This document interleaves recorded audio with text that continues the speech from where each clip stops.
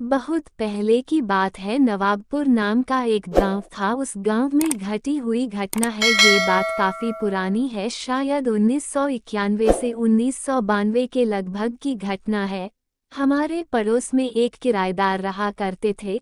उनकी service two wheeler company में एक मैकेनिक की थी। उनकी प्रवृत्ति नास्तिक थी और उनकी पत्नी और बच्चे काफी धार्मिक थे। उनके बीच में हमेशा इसी बात को लेकर झगड़ा होता था कि जब भी कोई धार्मिक समारोह होता, जैसे कोई साधु संत का प्रवचन होना हो या कोई झांकी को, या फिर पड़ोस में किसी के भी यहाँ भजन मंडली का कार्यक्रम हो, तो उनकी पत्नी किसी भी समारोह में पुण्य कमाने का अवसर नहीं खोना चाहती थी। इसीलिए वो जब भी किसी का बुलावा आता या कोई ऊंचे साधु संतों का प्रवचन होता, वो तुरंत वहां जाने के लिए तैयार हो जाती थी। यही बात उनके पति को अच्छी नहीं लगती थी, क्योंकि उनके इस तरह के बुलावों में जाने से उनके दैनिक कार्यों में व्यवधान पड़ता था। मित्रों, बात भी सही थी, क्योंकि पहली जिम्मेदारी हमारे घर की होती है, बाद में अन्य कार्यों की। लेकिन दोस्तों, उनके पति हमेशा से नास्तिक नहीं थे, क्योंकि जब भी वो किसी देव स्थान से गुजरते अपना सिर जरूर झुकाते थे। इसी से हमने ये बात नोटिस कर ली, ये अंदर से धार्मिक तो जरूर है, लेकिन इनके नास्तिक होने का काफी श्रेय इनकी पत्नी को जाता है, क्योंकि इंसान के कर्म और भाग्य दोनों एक साथ चलते हैं। आप चाहे कितनी भी अच्छी किस्मत लिखा के क्यों ना लाए हो, फल तो कर्म के अनुसार ही मिलेगा। इनकी पत्नी को घर के मकान की बहुत लालसा रहती थी, और भाग्य ने साथ दिया तो उनके होम लोन की दिक्कतें दूर हो गई और उन्होंने अच्छा सा मकान खरीद लिया। दोस्तों, अब यहाँ से बात शुरू होती है। उनकी पत्नी के कारण उन अंकल को पूजा पाठ और हवन शांति गृह प्रवेश को बिल्कुल सिरे से नकार दिया और घर में शिफ्ट हो गए। उस घर में जाते ही सबसे पहले तो उन अंकल को भगवान की तस्वीरें लगाते ही किल से गहरा जख्म हो गया और खून की धार जमीन पर गिर गई। उनको साथ टान के आए। घर में शिफ्ट होने के बाद वो कुछ समय के लिए कहीं बाहर चले गए। वापस आए तो उनके साथ अजीब दो बातें होने लगी।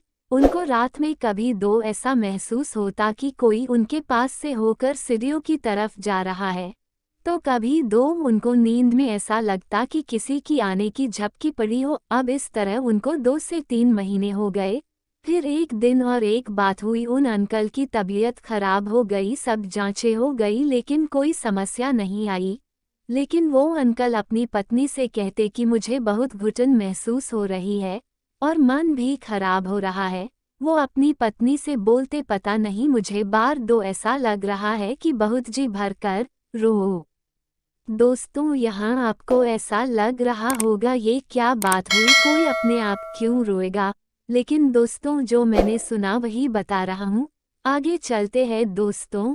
उसके बाद वो अपनी पत्नी से बोले कि पता नहीं, पर मुझे लग रहा है कि मैं अनाथ हो गया हूँ और सब मुझे छोड़कर चले गए, इसलिए मुझे रोने की इच्छा हो रही है। उनकी पत्नी बोली, ये क्या बोल रहे हो, कहाँ सब चले गए, ऐसी बातें क्यों कर रहे हो। दोस्तों, समय निकलता रहा। धीरे धीरे परिवार में सभी सदस्य उदास होकर और चुप रहने लगे। कोई किसी से ज्यादा बात नहीं करता था। उनके घर पर कोई भी उनसे मिलने के लिए जाता तो यही कहता, उनके यहाँ तो जाते ही ऐसा महसूस होता है जैसे कोई मर गया हो और उसको जलाने की तैयारी में गए हो, और घुटन सी भी और रोने जैसी हालत हो जाती है, इसलिए हम तो वहाँ ज्यादा नहीं जाते हैं आजकल। दोस्तों, हम कहते हैं न कि अच्छे कर्मों का फल हमेशा मिलता है। हम तो शायद ये उनकी पत्नी के अच्छे कर्मों का ही फल मानते हैं कि एक दिन एक सारंगी बजाने वाला, जिसको हम लोग कमली भी कहते हैं, उधर से गुजर रहा था। तो उनके बच्चे बाहर ही बैठे थे। अचानक वो दरवाजे के पास आकर रुका और बच्चे को थोड़ी देर देखने के बाद कहा, बेटा तुम्हारी मम्मी को बुलाओ।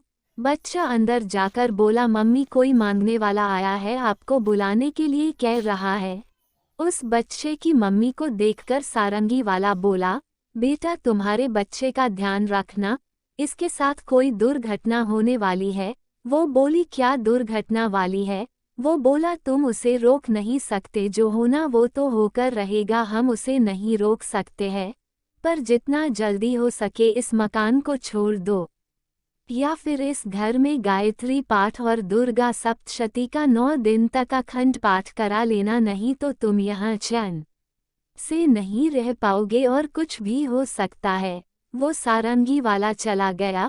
उसके थोड़ी देर बाद बच्चे की माँ ने उसे किराने की दुकान से कुछ लाने के लिए भेजा, जो रोड के उस पार थी। तो वो बच्चा जब सामान लेकर आ रहा था तो उसको किसी स्कूटर वाले ने टक्कर लगा दी।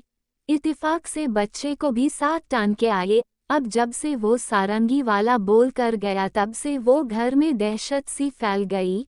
फिर उन आंटी ने वहाँ गायत्री पाठ और सप्तशती चंडी का पाठ कराने की सोच ली, लेकिन जब भी इसका नाम लेते तो उनके पति फिर से इन सभी चीज़ों को नकारते रहते। उनकी पत्नी की स्थिति ऐसी हो गई जैसे एक तरफ कुआं एक तरफ खाए और बीच में शेर।